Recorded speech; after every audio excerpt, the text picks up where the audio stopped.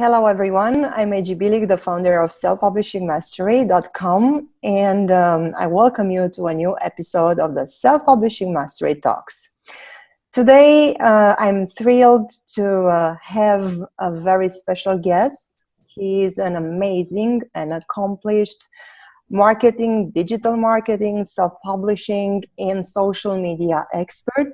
He's also a seasoned speaker and sought-after speaker at writers' conferences. And last but not least, among his many other achievements and roles he has, he's the president of the Author Learning Center, which is one of my favorite learning hubs, one of my favorite websites for authors, where actually you can find all the tools, all the knowledge you need to advance your writer's career, no matter where you are. So without any further ado, I'm welcoming Mr. Ogorek. Hello, and thank you so much for being here with us today.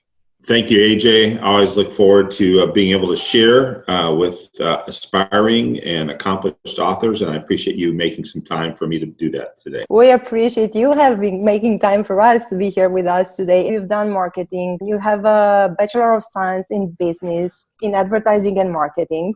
So Correct. You have this background. So how did you transition from that into the world of publishing and self-publishing and then helping authors? That's a really great question. And as you noted, I actually worked for ad agencies for a number of years and then in different roles in marketing. And what I found when I started working with authors is that marketing was something that they know they needed to do, but it was very confusing and very overwhelming. And so one of the things that I helped do, which we have available on the Author Learning Center, is created a really simple acronym for authors to understand how marketing needs to work when they think about their book. And the acronym is this, it's POEM.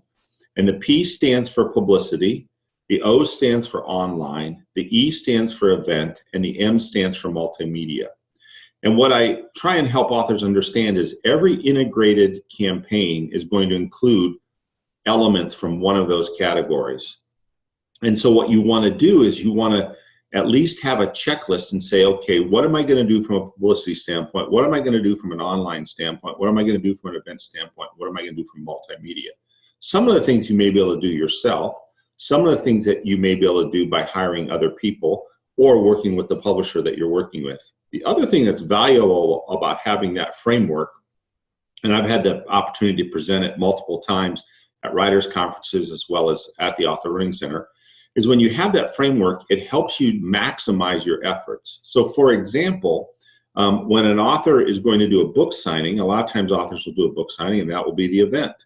But when you understand this POEM method of book marketing, what you realize is there's things that you can do before the event, there's things you can do at the event, and there's things you can do after the event, all in this category of publicity, online, events, and multimedia.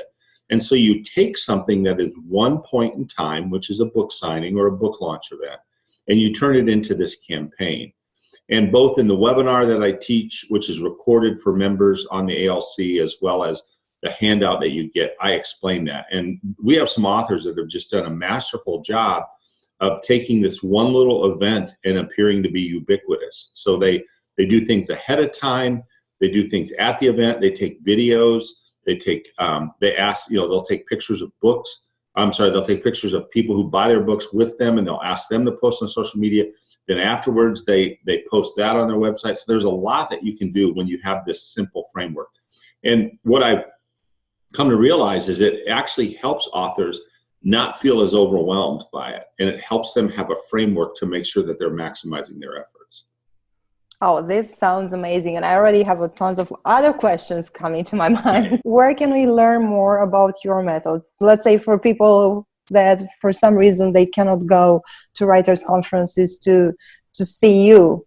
So they can become a member of the Author Learning Center. So let me explain a little bit. I appreciate the introduction you made on the Author Learning Center. So for all the years I've worked with authors, I've had thousands of conversations with authors. And what I realized is that having an idea for a book is really easy. Starting to write a book is pretty easy, but writing a good book to the finish and knowing how to market it is one of the more difficult tasks that anyone can accomplish. And so what we realize is that there's lots of information out there, but information alone isn't enough. So we created the Author Learning Center with a unique combination of expert advice and interviews, as well as unique author-inspired tools. So we have something called the Book Launch Tool, and we have something called the Author Circle. And the Book Launch Tool is a tool to help you map your journey.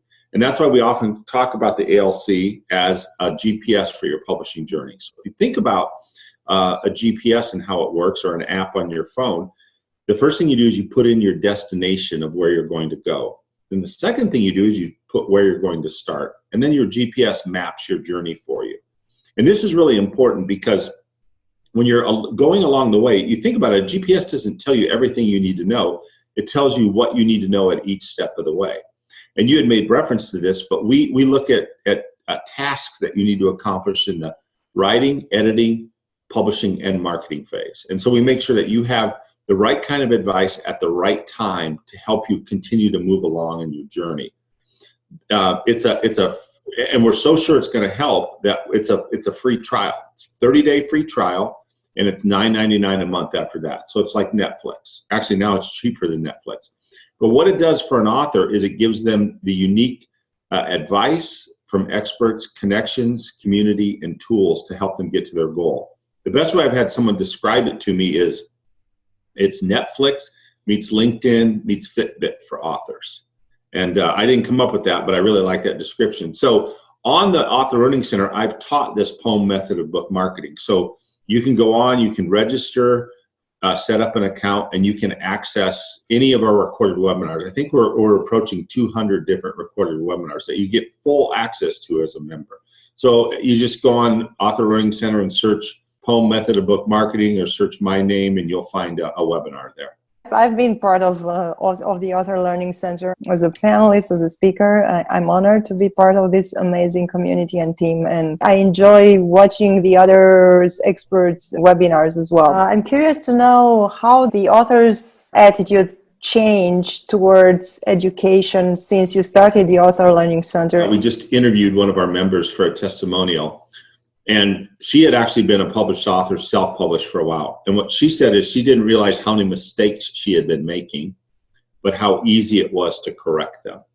And so what we find is there's sort of two categories of people. There's people who have been doing things for a certain while, but not necessarily getting the result that they want. And then the second thing is that there's people who have no idea what to do. And both of them find the Author Learning Center helpful to them because it helps them move along in their process. And I thought that was a really interesting, transparent disclosure when this woman said, oh, I've been making a lot of mistakes, but now I know what those mistakes are, and now I know how to correct them. And so she's very grateful for the opportunity that she had on the Author Learning Center.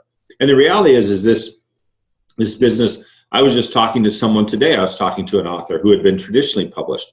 And, you know, I like to say that publishing didn't change much for 500 years, from Gutenberg up until about 2000. And then it's gone through the most radical set of changes in 15 years or 18 years than it had in the first 500 years. And so it's important as an author and a book marketing person that you stay in touch with how things are changing. There are some fundamental things that haven't changed. The most important marketing decision you have to make is write a really good book that has a very clearly defined audience. Because I would tell you that no matter what you do, and there are some really powerful tools that we have available, I still believe one of the most powerful marketing methods is word of mouth. I'm going to read a book. My wife and I, just before I jumped on this thing, there's a book that she's read, and she said, you know, I think you would really enjoy this book. My wife's got a great knack for books and literary stuff. And if she says I should read it, I'm going to read it. So that's what you want to do, is you want to make sure that your book is so good that someone says, you need to read this book. And there's a lot of books still sold by word of mouth. In my webinars, I also tell people about the word of mouth as being probably the most powerful marketing tool out there. And it is. What do you recommend an author to do before the event? So one of the things that you want to do is you want to make sure you send out invitations, so you're going to have people there.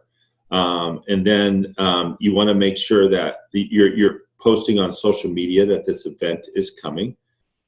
Depending on where you're holding the event, if you're holding it yourself, you want to make sure that you have payment methods so that you can take payment.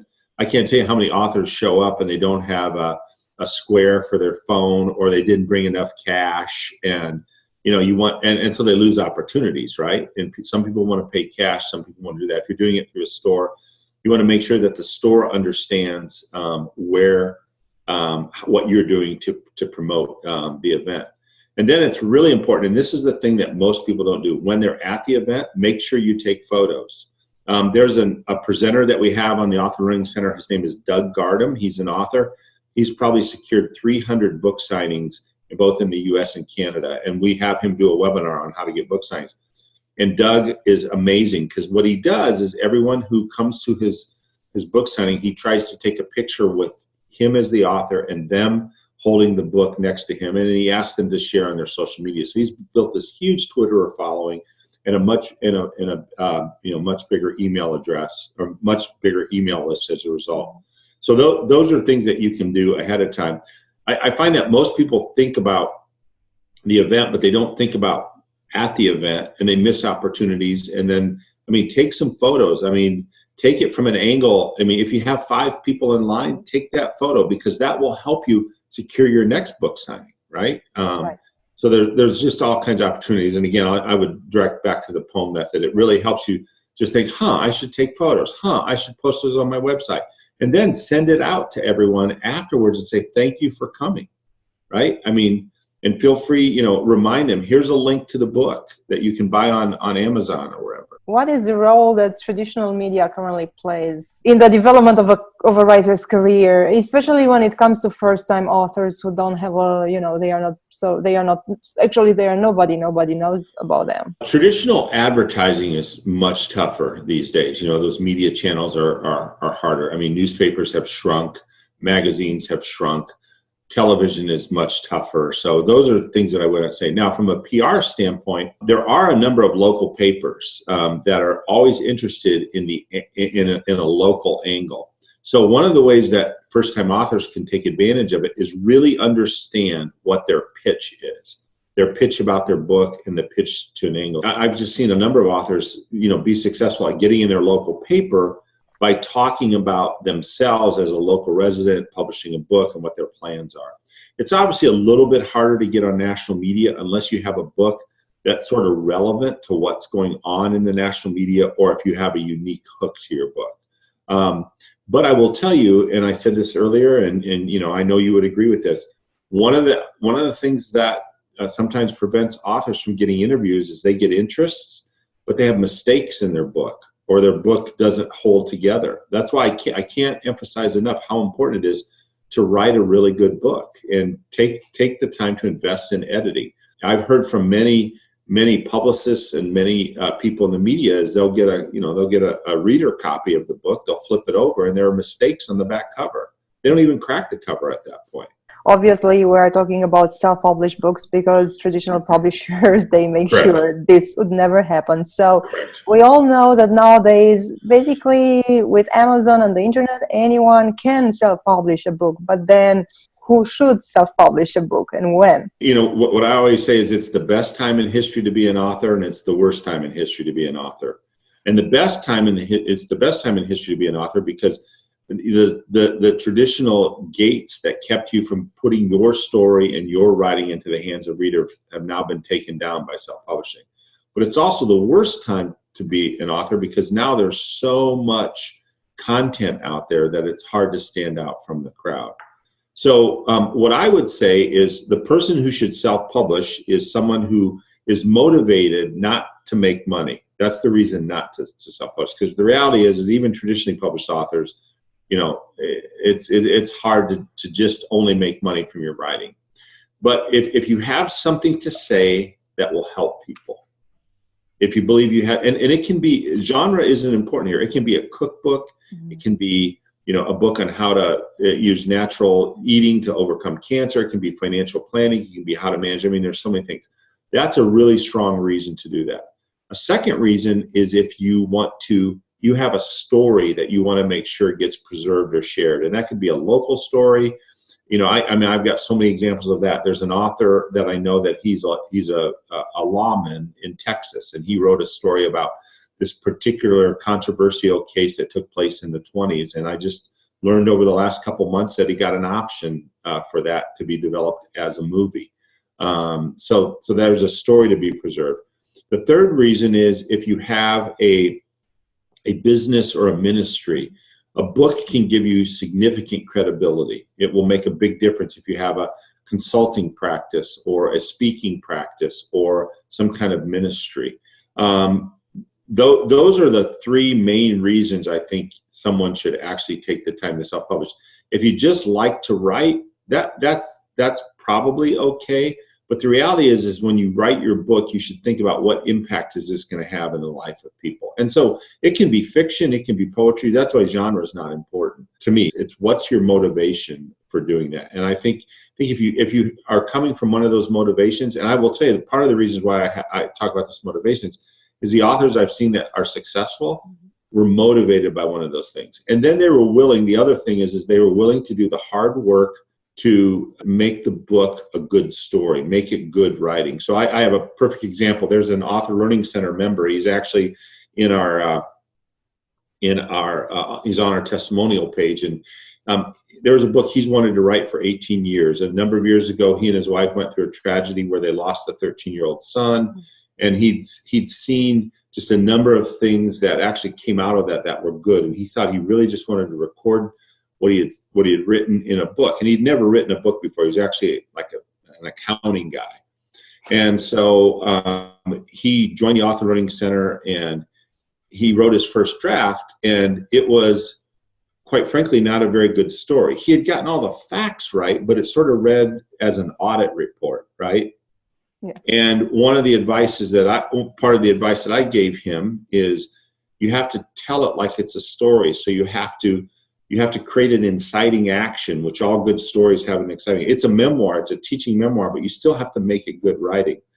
And what was interesting is he took the criticism well. And then the day that his son passed, which is 18 years ago, there was really some dramatic events that happened around that. And one of the phrases that I had heard from an editor years ago, which I've borrowed multiple times, I wish I could remember who to attribute it to, is take me into the room, make me fit. And so he did the hard work and he did another draft. And I will tell you that first chapter, so, I was in his author circle and I read that first chapter and I couldn't read the rest of it. He had done such a masterful job of making you feel what was happening in that room, and it made you want to read the rest of the book. The other thing is that he wrote with all the senses. Like, I said, yeah. Tell me what it smells like. Tell me what I hear. Don't just give me the facts. And to write that way takes work, right? It takes work. And I was honestly blown away. And it was funny. It took him about 14 months to really get his manuscript done. And he told me later, because we interviewed him for a testimonial, he said his wife has watched him and she's decided after what she saw him go through, she will never, ever write a book in her life because it was so much work. But he was so committed to writing a good book. And he's had such great joy in terms of the feedback he's gotten from the book. I admit that now I want to read this book, like word of mouth. I heard you talking about it so passionately. Yeah. I want to read it now. So that's what you need to do, dear viewers, with your books. Like have someone talk as passionately as Mr. Ogorek did about this book, about your book. How can we take this phrase? Take me into the room. Take me into the room. How can we apply it to our digital marketing campaigns? Because I think that when we tell a story, even through our marketing, we have better chances at standing out and engaging people. Right. So that's a great question. I will tell you that the digital part is a method, but the most important thing for any marketing person to understand is who their audience is. You have to actually write a description of your audience. And if the answer of who your audience is every man, woman, and child on the planet, you are not going to be successful. And so I ask you to do two things. Write a description and then tell me where they hang out. Where do they hang out physically and where do they hang out digitally?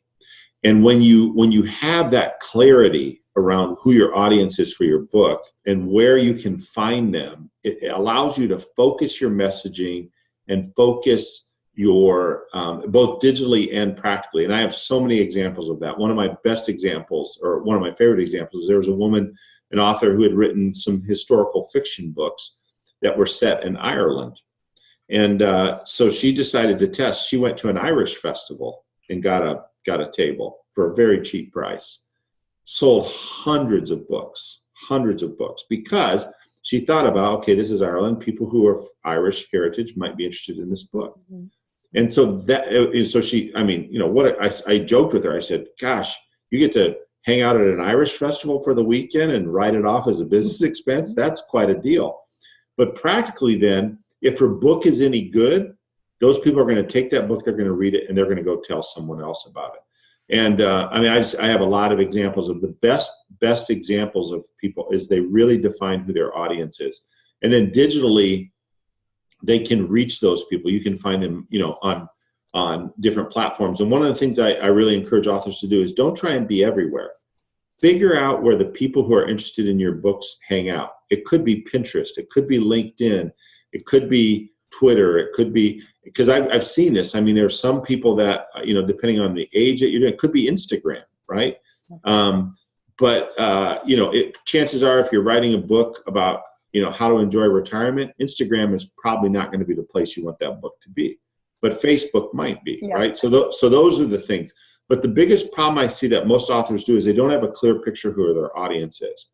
And that's why I think that's really important. Can you please give us a few pointers on how to actually find your audience? A couple things. Number one, a lot of social media platforms have groups, right? There's a book that I saw recently. A woman had some kids with food allergies, right? So you search social media platforms, not around your book title, but around the core thing that your book is trying to communicate, And there's so many different groups out there, and that's the place you start. Because remember, if your book is good, it doesn't matter what the story is or what the genre is. Someone's gonna tell someone, you need to read this book. This is a good book. This book will impact you. And so the beauty of digital marketing is you don't need to do research, in the sense that the platform helps you. The platform wants to help you connect on that. Goodreads is another place where you can do that. So Goodreads, Facebook, Pinterest, all these places, if you just put in your search terms, you'll find that. Same thing on blog platforms like WordPress and Blogspot. If you put in the keywords by which your book would be identified, chances are you can find reviewers there, you can find people there. So that's the easiest thing. That's what makes the digital world really great. What do you think are the most efficient marketing tools this year? So I still think Goodreads is a really great platform for authors to be on that platform, because that's where a lot of the readers are. And so you need to do that. And then I think other social media platforms based on your genre, right? So if you have a YA book, Instagram is probably better than Facebook, right? Because younger kids tend to be on Instagram. So understanding your audience and then focusing on one platform, I think, is really important. One of the interesting things is, we continue to see traditional retailers struggle, other than, independents. In the Christian genre, Lifeway just decided to close their stores at the end of the year. That takes a lot of retail space out of the inventory. So it becomes even more important for authors to do that and find those things. But those are the platforms. I think if you look at Goodreads, this is the predominant platform for readers, and then you look at social media where you search and find your audiences. I think those are the two biggest trends. The other thing is YouTube can be a very effective place if you're consistent in your video there.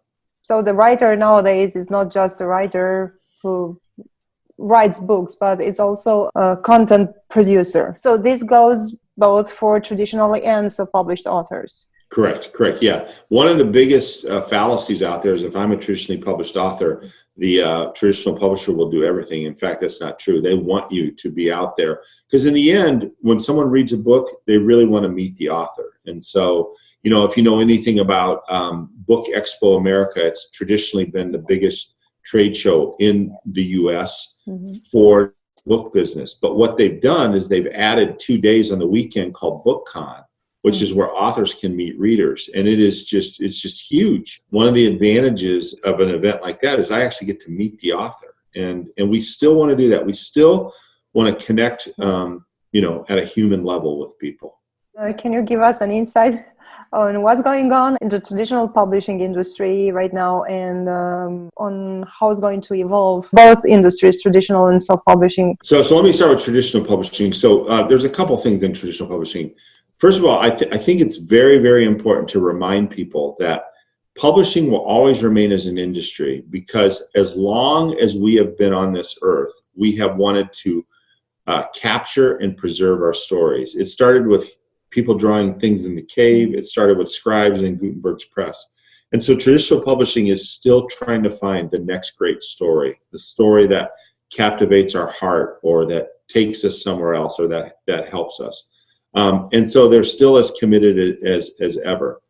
The challenge they have is the traditional retail bookstore has changed dramatically, and Amazon has become more and more of a force. So as an industry, they're trying to figure out how to go more direct to the consumer, but not alienate Amazon. So that's a big part of it. The second part of it is I think they're getting much more data-driven and analytically driven. So they're trying to figure out, how do you find the person who's most interested in this particular book? But I can tell you, just again, because of the great privilege I have in where I sit, when I talk to traditional publishers, they're as passionate as ever about books. They're as passionate as ever about finding the next great writer. They're as passionate as ever as watching self-published books for that opportunity. Mm-hmm. But they've just got some challenges. The other thing I would say, there's one other development, is I think, the explosion of content in streaming services has created a greater opportunity more than ever for traditional publishers to see their content being developed for these streaming platforms. There's statistics that I have access to. The FX Network's research said that in 2012, there's like 186 scripted shows produced in Hollywood. And last year, I think there was over 500. So, where are they going to get those ideas? Well, there's only three places you can come up with an original idea for a show. You can either come up with an original idea, you can do a remake, which is why we got Baywatch the movie, or you can get the idea from a book. And Hollywood loves books right now, and so that's good. Now, from a self-published standpoint, a few years ago there was a consolidation of self-publishing companies, and some went out of business. But right now there's been stability. So for self-publishing, I think there's a couple things. One, it's become easier and easier to get your books into the hands of readers. But that means, as we said at the beginning, there's a lot of people who are doing it, and some of them are not that good. The second thing is ebooks have slowed. And so it's important that you be in ebooks, but you also need to make sure that your books are available in print and available through print on demand. Audiobooks have jumped both in traditional and self-published authors. And I would say traditional publishers are a little bit ahead of the curve on audiobooks, but self-published authors are trying to figure out how to play in that space. And there are some companies rising up to help them. And then the last thing, much like I said with traditional publishers, I think the opportunity for Hollywood to adapt self-published books has never been greater. Now, they probably won't be theatrical releases. They could be streaming services. But I have some statistics that say last year between Netflix, Amazon, Apple, HBO, and I think one other one, they invested over $20 billion in new content.